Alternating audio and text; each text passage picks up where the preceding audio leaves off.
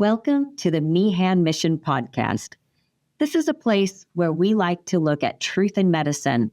We also take a look at the current healthcare system, and we also want to empower parents with options and choices for their health and the health of their children. In today's episode, we sit down with Dr. Ken Stoller. He's a pediatrician, although he doesn't like the word pediatrician, and he's been battling this fight for transparency in the vaccination program for a very long time. We'll also discuss the lawsuit he has with the CDC, because what are the long-term effects and outcomes of children that have gone through the complete childhood vaccine schedule from birth to their teenage years? You know what? I don't think we know that answer. So sit back, enjoy the show, and let's begin.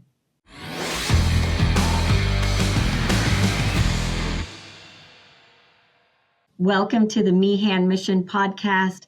Today, I am thrilled to bring everyone, our audience. This is Dr. Ken Stoller. And Dr. Stoller, I'd heard about you. I've seen some of your work. And then when I got the opportunity to meet you, I was like, this is a man that really needs to be introduced to my audience if they don't already know you.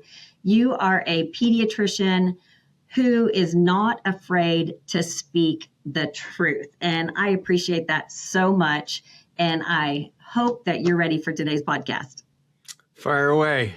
Fire away. Okay. So let's start just a little bit from your background. So obviously you are a pediatrician. So give our audience kind of like a little bit of history on how you got into the pediatric, the whole world of that, and then what kind of started to open up your eyes thinking that maybe we're doing some things a little bit wrong? So first of all, I hate being called a pediatrician because it's become a dirty word. I won't call you that again. Okay. A pediatrician now means somebody who is a shill for pharmaceutical companies and is just a vaccine pusher. That it's devolved into that. So, fortunately, I was board certified in pediatrics for 2 decades. I resigned from the American Academy of Pediatrics in 2008 over their duplicity with mercury in vaccines.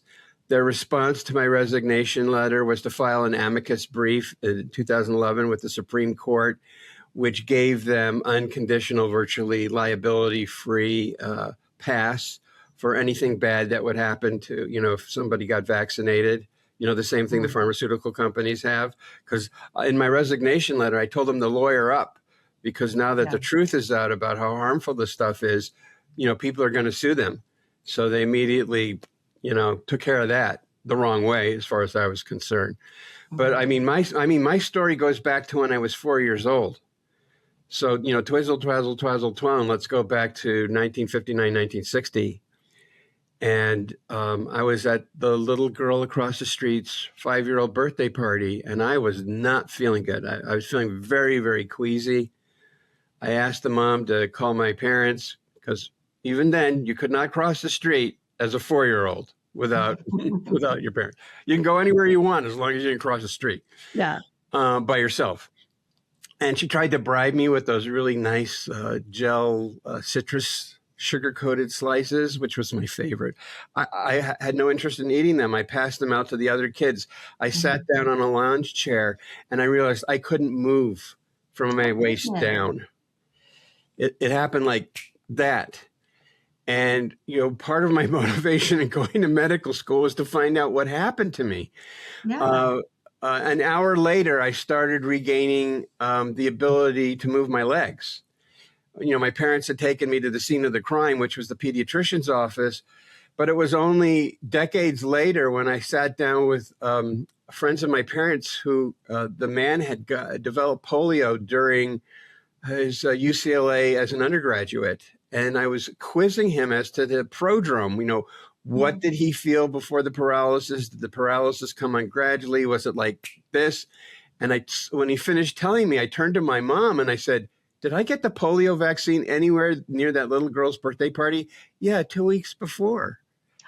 So, serious? yeah, so I had transient transverse myelitis Okay. from the polio vaccine. And why with me it only lasted an hour, I do not know. But I tell people that's why I only have a 29-inch inseam. From that, not have nothing to do with anyway. So that was always, and if you could have seen me during my residency, every neurologist I ran into, I told them, so what do you think happened to me? I don't know. No one could tell me. You know, they say that now. It's called gaslighting, by the way. Yeah. Yeah. So so that was already going on in the back of my mind. All right, but. Let's advance the clock to 1989, and the hepatitis B vaccine was coming out. Now you have to understand. People say, "Oh, you're out of the box." I go, "I was never in the box." So I was studying homeopathy for years before I ever went into practice. And in fact, the LA Reader magazine wrote an article about me called "Remedy Man." So I was always into alternative medicine. But I was still giving vaccines because that's what pediatricians did, you know, but not, you know, the 70 vaccines. This was back in the 1980s. So the hepatitis B vaccine was coming out, and I thought I was still obligated to obtain informed consent from the parents for this vaccine.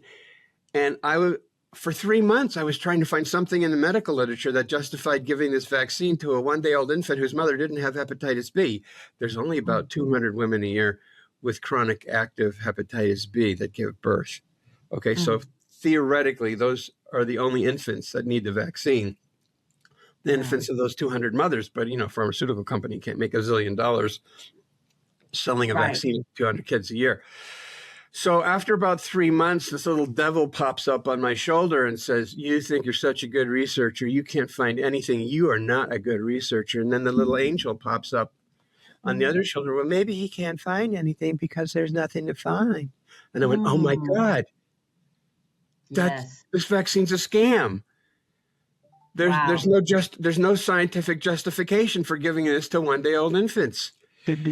And of course, now we know their safety study, which was not with infants, but with older kids. Not even with infants. Right. Lasted 4.5 days. That's not a safety study. That's just to see if someone doesn't drop dead after you give them the vaccine. Right. So when I realized that the hepatitis B vaccine was a scam, I went, well, wait a minute. Are the other vaccines we give a scam? And I started researching. So now we're into 1990, just, you know, for a frame of reference.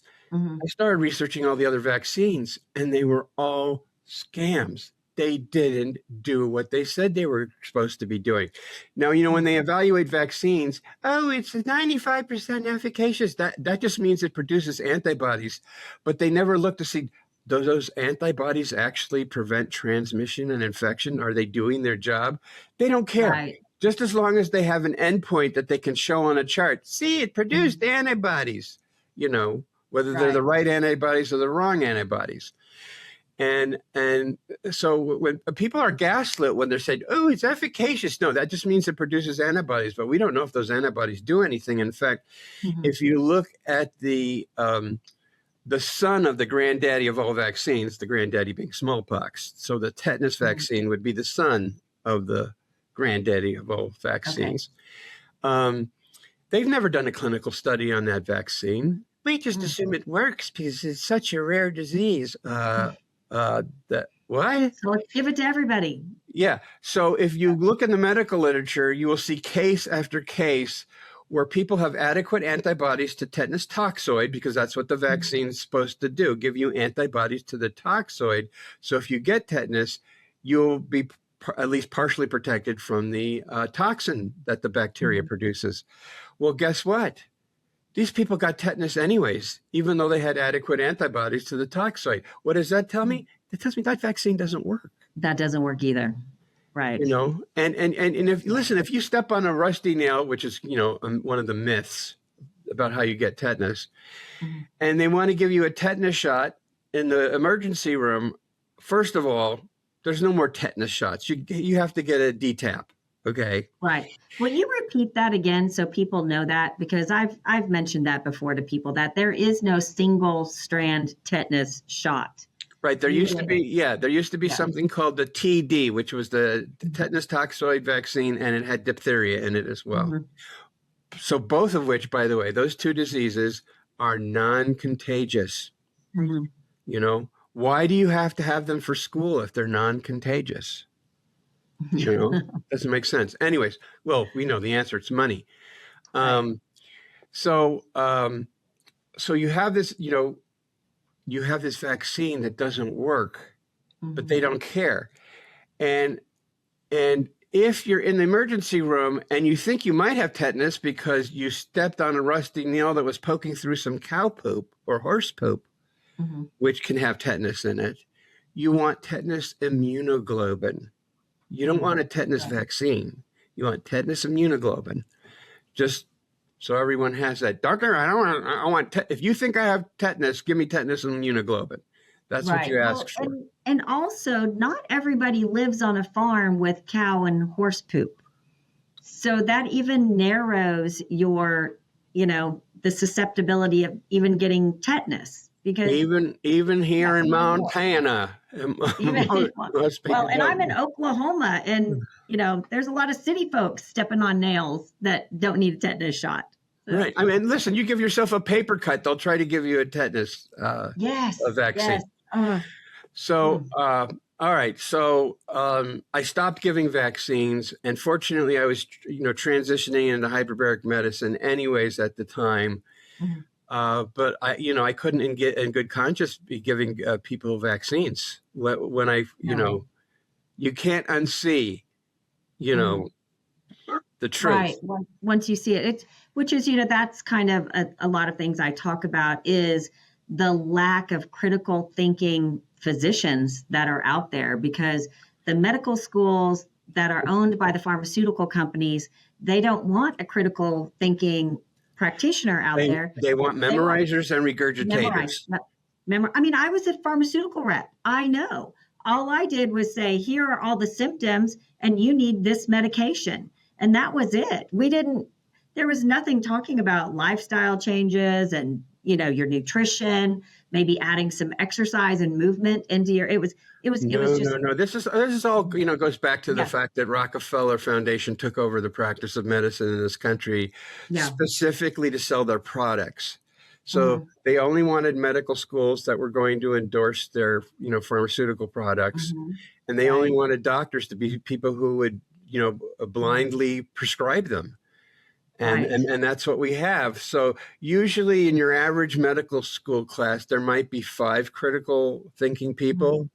And I know in my medical school, we found each other fast. We, it's like, you have green skin. You can see who's a critical thinker. Oh, hey there. And we hung out. In fact, we made up our own fraternity called Zeta Zeta Zeta. Yeah. Well, good for you. Yes. Well, and that's just it. Very few people are already critical thinkers, and then you narrow it down to med students, so you're going to have even fewer critical thinkers. But I just really think, I hope moving forward that we get more critical thinkers in there, because those are the doctors that are going to go look at root cause for a disease and, how do we, improve your life, not just, manage your symptoms or anything like that, which, that's a whole nother thing about how we create a whole new system. Managing symptoms is profitable. Identifying the root cause and dealing with the root cause of the disease, that is not profitable. We don't want you cured. There's no profit in the cure. Yeah, but I personally think that they've got that backwards, because our clinic and other like functional medicine practitioners, we don't make as much as a lot of these physicians that are just managing chronic, pills for every ill type thing. But it still takes a lot of work to find out the root cause of someone's disease, and you always have people coming in the door. You have people exiting because they're getting better and feeling better, and then you get new people coming in the door. So it's like, it's not a single person being profitable. it's multiple people that come in that you can help and send them off into a healthy life. Right. And curing people is good for my business. It's bad for the pharmaceutical company's business. Right. Yeah, good point. That's easily said. Yes. Absolutely. So going back to, now that I've got you, I really want to talk about the lack of safety in vaccinations, because I know that,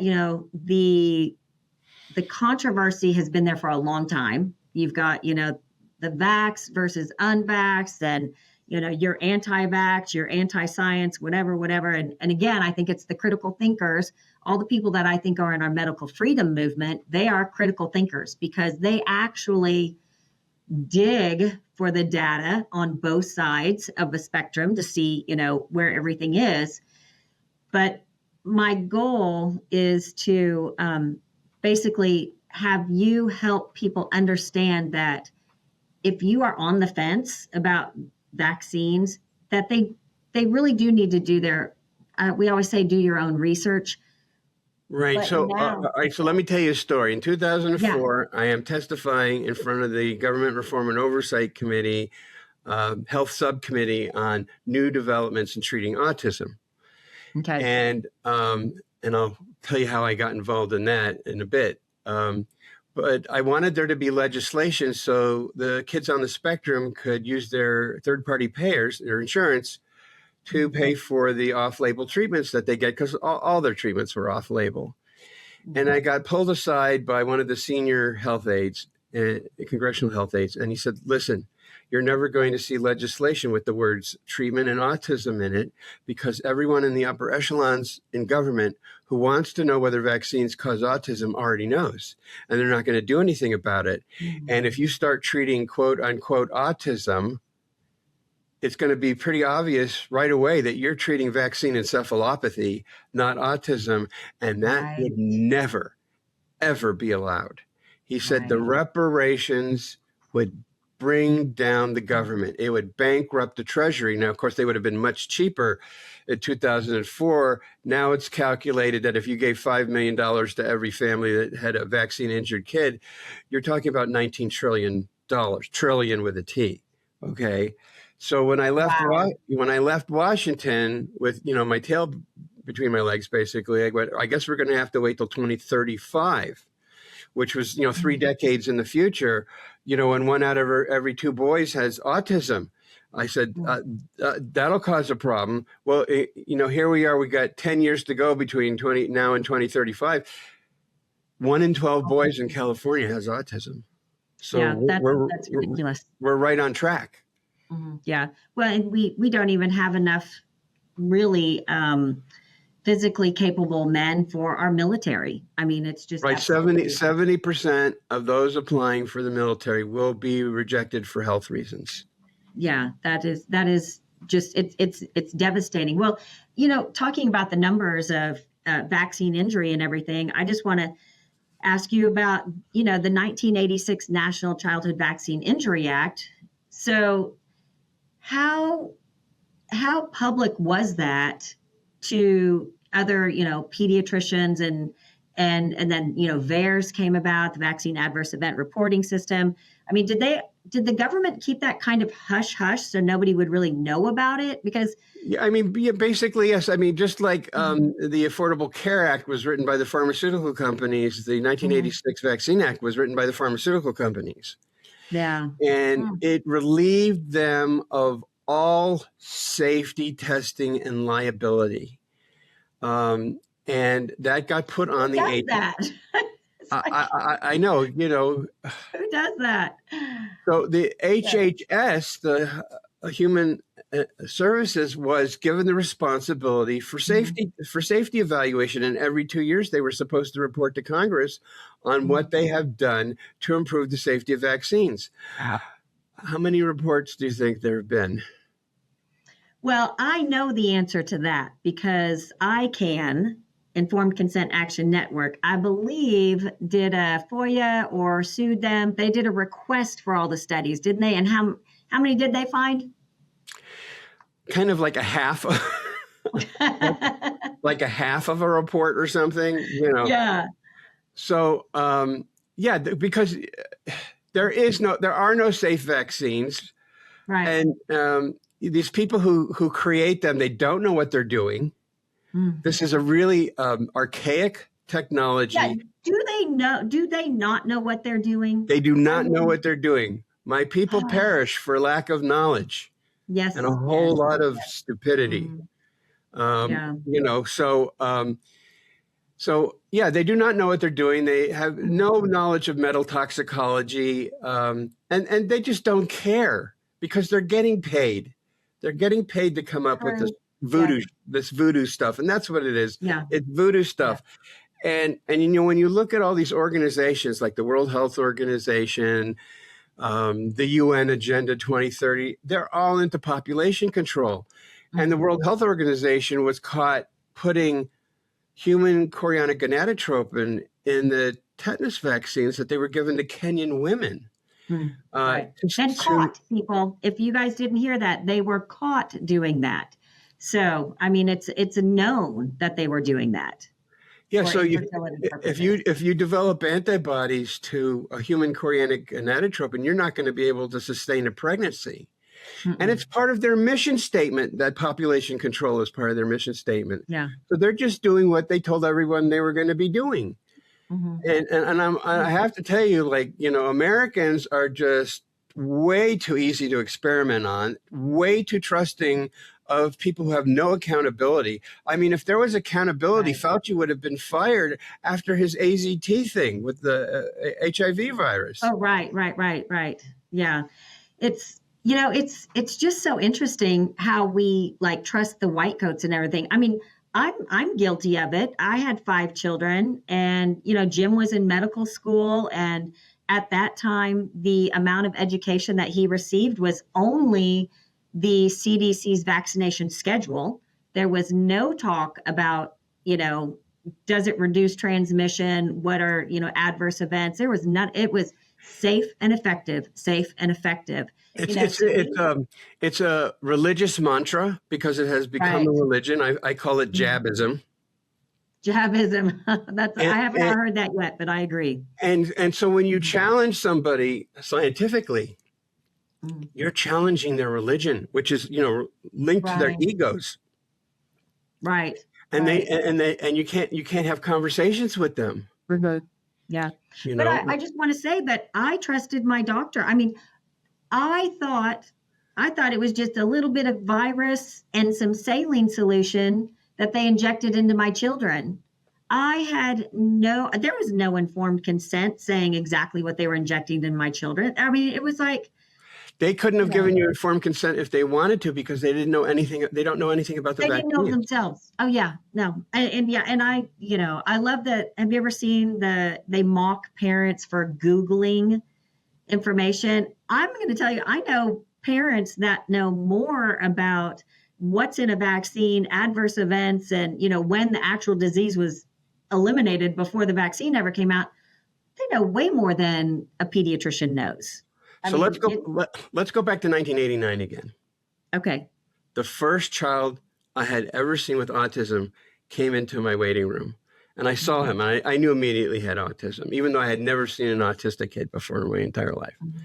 Please don't be here for autism. Please don't be here for autism. I don't know how to treat autism. My nurse said he's not here for autism. He is here for worms. Worms? I can do worms.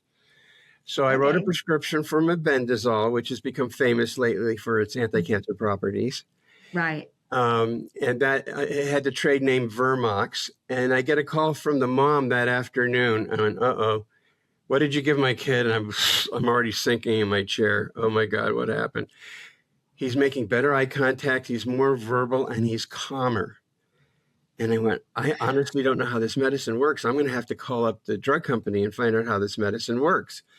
So I was told it blocks molecules of a certain molecular weight from transporting across cellular membranes. In the case of the hapless worm, it starves them to death because it won't let the sugar cross into their bodies. And I said, does it also stop molecules of a certain molecular weight from crossing the cells of the intestinal villi? And she said, yes. So I said, this kid either has something in his gut that's not supposed to be there that's affecting his brain, or he has something in his gut that all of us have in our guts, but for some reason it's affecting his brain. Now, it took me 2+ years to figure out I was blocking gluten absorption. So I go, well, first thought, there goes my Nobel Prize because of gluten was the problem. The answer is you stop eating gluten. That's, you don't take a medicine to, although it's very useful if you do have celiac disease to have mebendazole in your pocket, because it could potentially block, the absorption of the gluten into the cells as an emergency if you end up. It's hard to, speaking of allergies, I have this horrible peanut allergy. Do you know where the peanut allergy came from? My vaccines, because they used to use peanut oil as an emulsion in the vaccines. So what about egg allergies? I'm okay with eggs. It's peanuts. Yeah. Okay. Do you think other kids might have egg allergies? Yeah. And in fact, especially, with the spectrum kids, some will have more problems with gluten and some will have more problems with casein. You usually don't see them, someone who has super duper problems with both at the same time. It's like usually one or the other. So everyone's different, which is why you can't treat these kids identically, because what works on Jill may not work on Jill and Jack. Jack and Jill. Yes.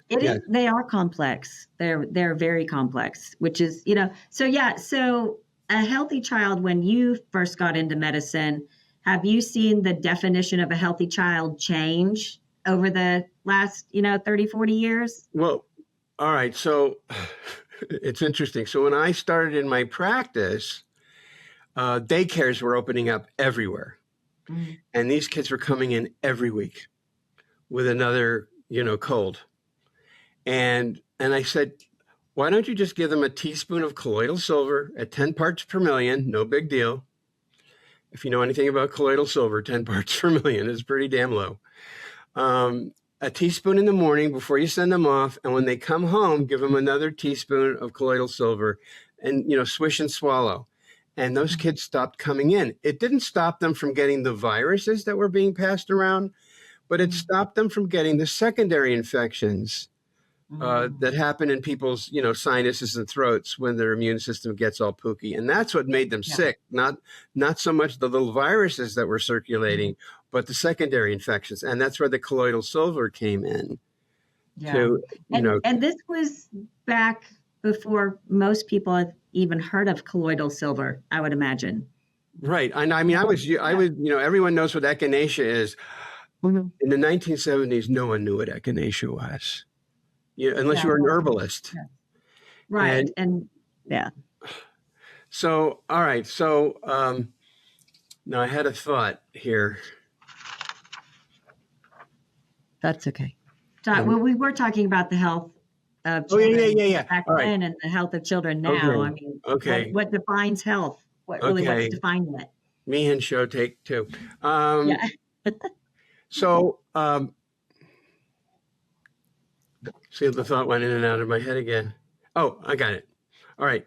The what I was seeing in private practice was ear infection after ear infection after ear infection after ear infection, rash after rash after rash, asthma after asthma after asthma. And I kept saying, why isn't somebody talking about this? Where are all these kids coming from? This was never the situation when I was a kid. Every other kid didn't have an ear infection 3 times a month. Okay. Yeah. I mean, so why isn't anyone talking? I couldn't understand. I even had people where the skin was peeling off their palms.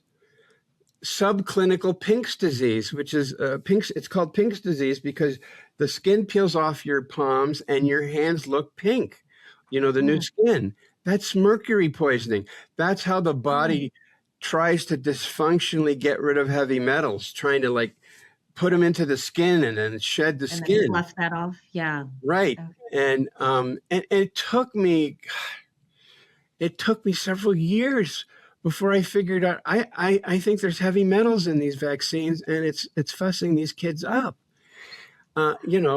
because, when I realized that autism was treatable, there was really nobody to talk to. Southern California had one organization. It was called CAN, Cure Autism Now.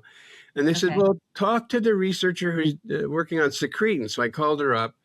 Well, maybe when we're done with the secretin research, which never panned out, by the way, we'll look at this. But, you know, I think CAN probably got absorbed into DAN, which doesn't exist anymore, Defeat Autism Now.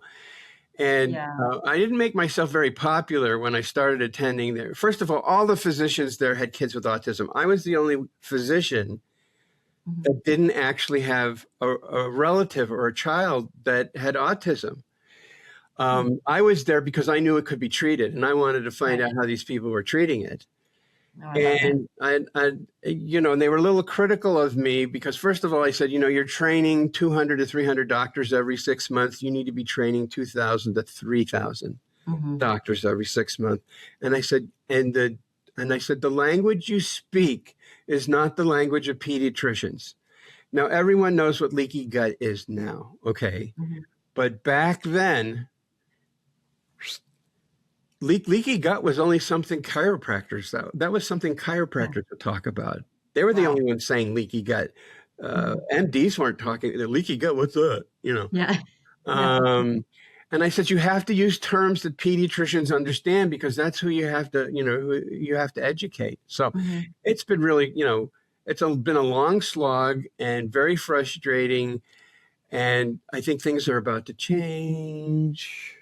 I mean, I do too. You know, I didn't get into this arena until Vaxxed came out. And that really was the eye-opening, you know, moment for me. Jim was already becoming aware of the scandal and, you know, the corruption in the pharmaceuticals and with the vaccines and everything. But I would say that over the past couple of years, the amount of information that we are now getting out to the public, and I thank, you know, alternative media for that, and social media, that's what's really opened up the doors, because you can't talk about this stuff on like the, you know, the news or mainstream media or anything like that. I mean, like they're having a hissy fit right now about the ACIP taking Hep B off. Well, because the media is owned by the pharmaceutical company. They are. I mean, they're having this hissy fit, and it's just driving me crazy.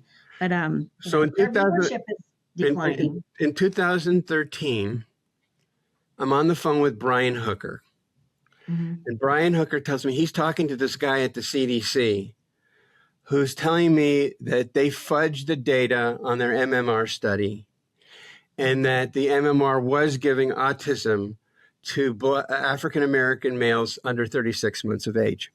And he said they shredded the data, and that's what the movie Vaxxed is about. Yes. And so I told Brian, I says, that's really good news. It means nothing coming out of your mouth. It needs to come out of the mouth of this guy you're talking to. So in 2014, William Thompson, their chief statistician, finally, you know, blew the whistle. Did anyone care? Was there ever a congressional hearing about it? No, it was like he didn't exist. You know, but that's what they did. They found a safety signal and they shredded the data because that's what they do. Right. Oh, but I am so hopeful. I'm telling you, Dr. Stoller, in the next couple of years, it's going to be a completely different scene. No, I really think it is. So, well, as you know, I'm one of the 2 docs who are suing the CDC over the vaccine schedule, saying it needs to go from Category A, which is mandated, to Category B, which is shared decision making. Yes. I think we're going to get it. I think they're going to concede at some point. And if the vaccines go from mandated to shared decision making, that really is the beginning of the end of the vaccine program. And, you know, and there's no point in pretending it's not the beginning of the end. But right. Can you give me a little, like, maybe clarification for me and for our community on shared clinical decision making? and otherwise known as informed informed consent. It's Right. otherwise So known like, as so like now anything on the childhood vaccine schedule, you get is it called a VIS, vaccine information sheet, something like that the CDC makes, and it just says there may be redness and swelling, mild fever, it's all that just kind of thing. it's all Yeah. just boilerplate BS. Right. And typically you get that after your child has already received the vaccination. Then when you walk out the door, they hand you this piece of paper saying, oh, yeah, we gave them informed consent, Right. which, I want to go back to my experience. Nobody told me that there's, formaldehyde, polysorbate 80, fragments of aborted fetal cell DNA. I mean, aluminum. I mean, nobody told me that was in an actual vaccine that they were injecting into my child. Because if they told you what was really in it, I wouldn't have done it. You wouldn't I would want have it. been like, I mean, if you Yeah. fed your child the ingredients that are in a vaccine, you would be arrested for child abuse. Absolutely. And it's like, they did. And my kids had what you were talking about. They had eczema, they had ear infections, we had asthma, we had the gut issues, we had all. And I told Jim, I was like, I just don't get it, because he and I were pretty healthy, healthy children, healthy adults. Yet we have these 5 kids that are sick all the time. It just really didn't make sense until after we got to the other side. And then we're like, oh, okay. And I mention this all the time that my daughter Macy did not speak until after she was 3 years old. And the pediatrician told me that was normal. Well, no, it might have been common because many children were having delayed speech, but that's not normal to not speak until after 3 years old, which, gets me into this other rant of the CDC, which has quietly changed the milestone, accomplishments for children. And they don't even include crawling anymore as a milestone. I mean, they just moved the goalpost, so it seems like it's yes. normal. Yeah, they moved the goalpost. Yeah, it's normal to wear diapers till you're 22 years old. Yeah. Oh, you know what gets me? It's neurodiversity. Pull-ups in like size 5 and 6. I mean, like, that is not normal to have a child in pull-ups in kindergarten. That's just not normal. So anyway, those things irritate the crap out of me. They don't care. No. And, when I was still allowed to talk to Bobby Kennedy, because, once I started suing the HHS, my attorney says, you can't talk to him, you can't text him, nothing. I said, there's nobody anymore to complain to. I know, Yeah. Yeah. Well, let's go back to the you and Dr. Paul Thomas suing the CDC. Where does that stand right now? They asked for an extra 2 months. They were actually supposed to respond at the end of October, but there was a government shutdown. So now it's January, and then they've asked for another 2 months on top of that. And Rick Jaffe, my attorney, he said, I'm very happy letting this hang over their head for another 2 months, because he says there is this is an indefensible lawsuit. Not that he would be thrilled to have to prosecute it, but he said there's no way you can defend this lawsuit. So I'm anticipating that it will be they'll concede. I mean, every development, every week there's a new development from Kennedy and HHS about restricting this, restricting that. They're heading. That's the road they're walking down. Okay. Right. So it's inevitable. I'm not. This is not bravado when I say I think they're going to concede. Right. Well, in this lawsuit, did you, if I remember correctly, part of your argument was that they have or the CDC, whoever it is we want to talk about, they have no studies that show like long-term health outcomes for children that have followed the full CDC schedule. Of course not. That's why you cannot defend a lawsuit that says you cannot mandate a medical treatment that you haven't done safety and risk analysis on. Right. Okay. Right. So it needs to be in category B. Yes. Yes, it should. It should be. It should be a choice. Everybody, it's not that hard. It should be a choice. It should be But a choice. between you and me and whoever's watching, yeah. But guess what? That is going to crack the foundation of the vaccine program. Yeah, And it'll, will. Bloodletting used to be standard of care in Western medicine. Right. They stopped that. But I think it took 100 years after there was scientific consensus that this was not doing what people thought it was doing. Yeah. It took 100 years for the practice to disappear. Now, the difference between the bloodletters and the situation we have now with the vaccines is there were no mega corporations pouring zillions of dollars and bribing politicians and capturing 3-letter agencies to keep bloodletting going. Okay. But that's what's happening now with the vaccine is you have all these, high powered, financially robust institutions, enabling the continued use of vaccines because it's making them so much money. Mm-hmm. Right.